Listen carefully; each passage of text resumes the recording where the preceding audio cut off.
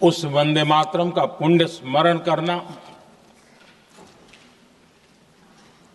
इस सदन में हम सबका ये बहुत बड़ा सौभाग्य है और हमारे लिए गर्व की बात है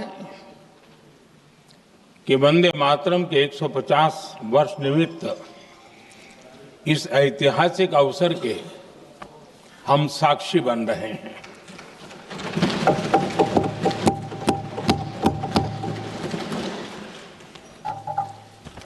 एक ऐसा कालखंड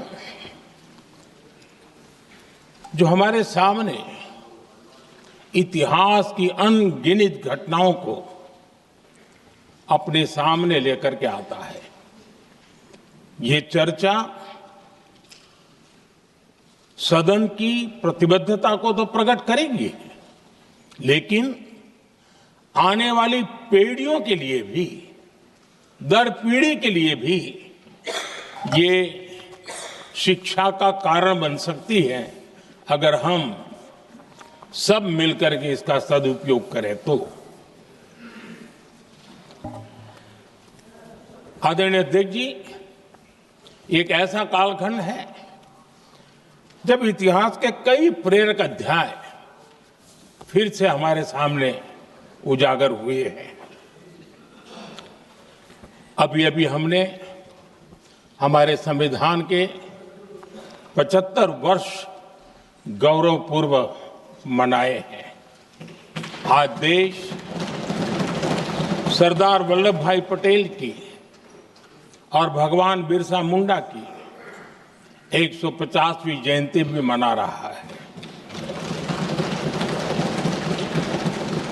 और अभी अभी हमने गुरु तेग बहादुर के 350वां बलिदान दिवस भी मनाया और आज हम वंदे मातरम की 150 वर्ष निमित्त सदन की एक सामूहिक ऊर्जा को, उसकी अनुभूति करने का प्रयास कर रहे हैं। वंदे मातरम 150 वर्ष की यात्रा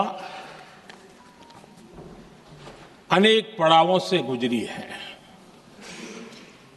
लेकिन आदरणीय अध्यक्ष जी, वंदे मातरम का जब 50 वर्ष हुए तब देश गुलामी में जीने के लिए मजबूर था और वंदे मातरम के 100 साल हुए तब देश आपातकाल की जंजीरों में जकड़ा हुआ था।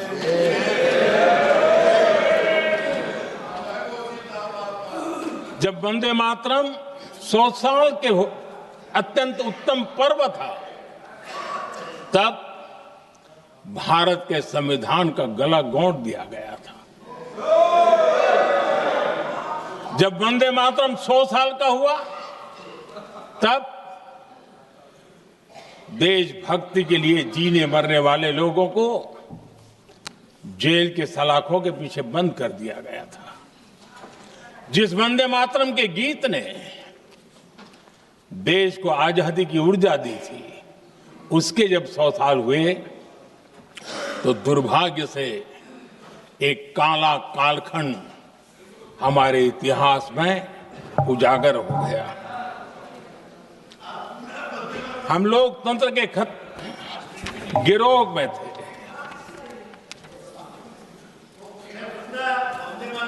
आदरणीय अध्यक्ष जी, 150 वर्ष उस महान अध्याय को, उस गौरव को पुनः स्थापित करने का अवसर है और मैं मानता हूं सदन ने भी और देश ने भी इस अवसर को जाने नहीं देना चाहिए।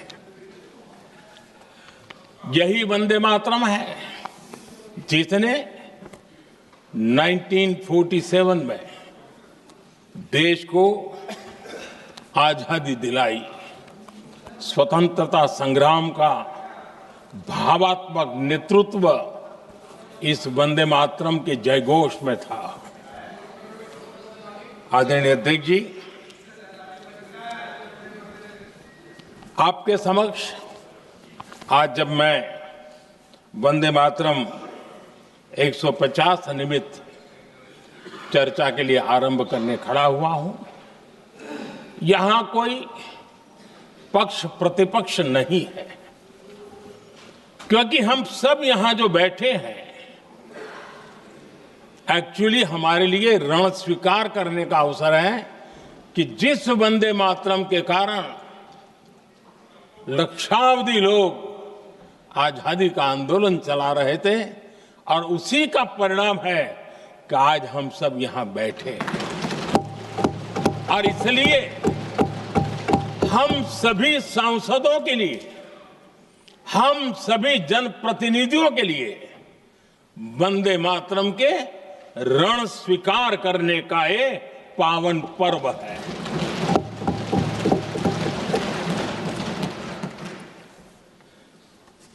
और इससे हम प्रेरणा लेकर के वंदे मातरम की जिस भावना ने देश की आजादी का जंग लड़ा,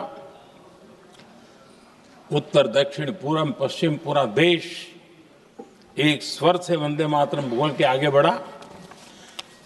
फिर से एक बार अवसर है, आओ हम सब मिल के चले, देश को साथ लेके चले। आजादी के दीवानों ने जो सपने देखे थे, उन सपनों को पूरा करने के लिए वंदे मातरम 150 हम सबकी प्रेरणा बने, हम सबकी ऊर्जा बने और देश आत्मनिर्भर बने। 2047 में विकसित भारत बना करके हम रहे, इस संकल्प को दोहराने के लिए ये वंदे मातरम हमारे लिए एक बहुत बड़ा अवसर है। आदरणीय अध्यक्ष जी, दादा तबीयत तो ठीक है ना? नहीं, कभी कभी इस उम्र में हो जाता है। आदरणीय अध्यक्ष जी, वंदे मातरम की इस यात्रा की शुरुआत बंकिम चंद्र जी ने 1875 में की थी और गीत ऐसे समय लिखा गया था जब 1857 के स्वातंत्र संग्राम के बाद अंग्रेज सल्तनत बौखलाई हुई थी, भारत पर भांति भांति के दबाव डाल रही थी, भांति भांति के जुल्म कर रही थी और भारत के लोगों को मजबूर किया जा रहा था अंग्रेजों के द्वारा। और उस समय उनका जो राष्ट्रीय गीत था, गॉड सेव द क्वीन, इसको भारत में घर घर पहुंचाने का एक षड्यंत्र चल रहा था। ऐसे समय बंकिम दा ने चुनौती दी और ईंट का जवाब पत्थर से दिया और उसमें से वंदे मातरम का जन्म हुआ।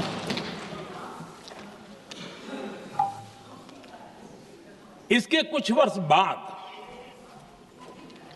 1882 में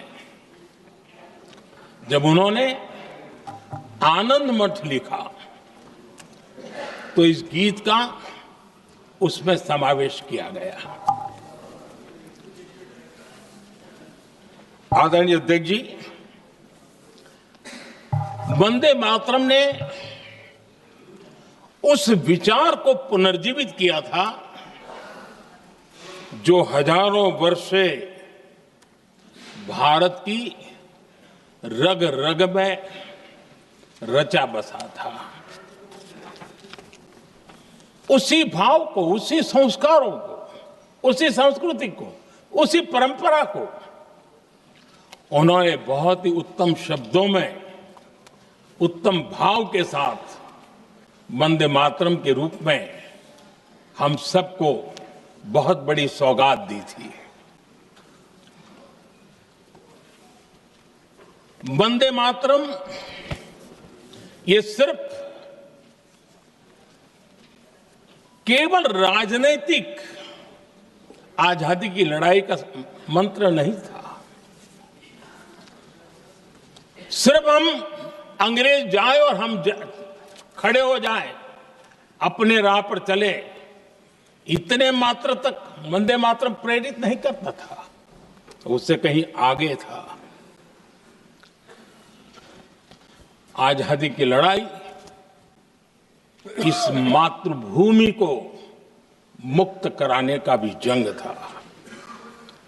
अपनी मां भारती को उन बेड़ियों से मुक्ति दिलाने का एक पवित्र जंग था। और वंदे मातरम की पृष्ठभूमि हम देखें, उसके संस्कार सरिता देखें, तो हमारे यहां वेद काल से एक बात बार बार हमारे सामने आई है। जब वंदे मातरम कहते हैं तो वही वेद काल की बात हमें याद आती है।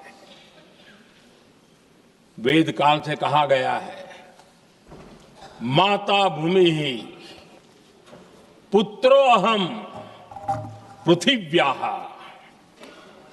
अर्थात ये भूमि मेरी माता है और मैं पृथ्वी का पुत्र हूं। आदरणीय अध्यक्ष जी, यही वो विचार है जिसको प्रभु श्री राम ने भी लंका के वैभव को छोड़ते हुए कहा था, जननी जन्मभूमिश्च स्वर्गादपि गरीयसी।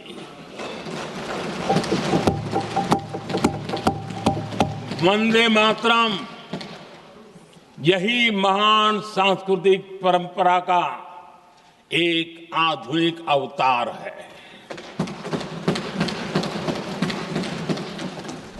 आदरणीय अध्यक्ष जी, बंकिम दा ने जब वंदे मातरम की रचना की तो स्वाभाविक ही वो स्वतंत्रता आंदोलन का स्वर बन गया। पूरब से पश्चिम, उत्तर से दक्षिण, वंदे मातरम हर भारतीय का संकल्प बन गया। इसलिए वंदे मातरम की स्तुति में लिखा गया था, मातृभूमि स्वतंत्रता की वेदिका पर मदोमय, मातृभूमि स्वतंत्रता की वेदिका पर मोदमय, स्वार्थ का बलिदान है यह शब्द है वंदे मातरम। है सजीवन मंत्र भी यह विश्व विजयी मंत्र भी, शक्ति का आह्वान है यह शब्द वंदे मातरम। उष्ण शोणित से लिखो, वक्षस्थली को चीर कर, वीर का अभिमान है यह शब्द वंदे मातरम। आदरणीय अध्यक्ष जी, कुछ दिन पूर्व जब वंदे मातरम 150 का आरंभ हो रहा था तो मैंने उस आयोजन में कहा था, वंदे मातरम हजारों वर्ष की सांस्कृतिक ऊर्जा भी थी, उसमें आजादी का जज्बा भी था और आजाद भारत का विजन भी था। अंग्रेजों के उस दौर में एक फैशन हो गई थी भारत को कमजोर, निकम्मा, आलसी, कर्महीन, इस प्रकार भारत को जितना नीचा दिखा सके ऐसी एक फैशन बन गई थी। और उसमें हमारे यहां भी जिन्होंने तैयार किए थे वो लोग भी वही भाषा बोलते थे। तब बंकिम दा ने उस हीन भावना को भी झकझोरने के लिए और सामर्थ्य का परिचय कराने के लिए वंदे मातरम के भारत के सामर्थ्यशाली स्वरूप को प्रकट करते हुए आपने लिखा था, तम ही दुर्गा दश प्रहरण धारिणी कमला कमल दल विहारिणी वाणी विद्या दायिनी नमामि त्वाम नमामि कमलाम अमलाम अतुलाम सुजलाम सुफलाम मातरम वंदे मातरम। अर्थात भारत माता ज्ञान और समृद्धि की देवी भी है और दुश्मनों के सामने अस्त्र शस्त्र धारण करने वाली चंडी भी है। अध्यक्ष जी, ये शब्द, ये भाव, ये प्रेरणा गुलामी की हताशा में हम भारतीयों को हौसला देने वाले थे। इन वाक्यों ने तब करोड़ों देशवासियों को यह एहसास कराया कि लड़ाई किसी जमीन के टुकड़े के लिए नहीं है। ये लड़ाई सिर्फ सत्ता के सिंहासन को कब्जा करने के लिए नहीं है। ये गुलामी की बेड़ियों को मुक्त कर हजारों साल की महान जो परंपराएं थी, महान संस्कृति, जो गौरवपूर्ण इतिहास था, उसको फिर से पुनर्जन्म कराने का संकल्प इसमें था।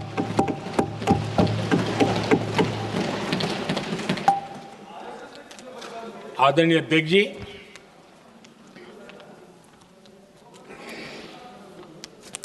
वंदे मातरम, इसका जो जन जन से जुड़ाव था, ये हमारे स्वतंत्र संग्राम की एक लंबी गाथा अभिव्यक्त होती है। आदरणीय अध्यक्ष जी, जब भी जैसे किसी नदी की चर्चा होती है, चाहे सिंधु हो, सरस्वती हो, कावेरी हो, गोदावरी हो, गंगा हो, यमुना हो, उस नदी के साथ एक सांस्कृतिक धारा प्रवाह, एक विकास यात्रा का धारा प्रवाह, एक जन जीवन की यात्रा का प्रवाह उसके साथ जुड़ जाता है।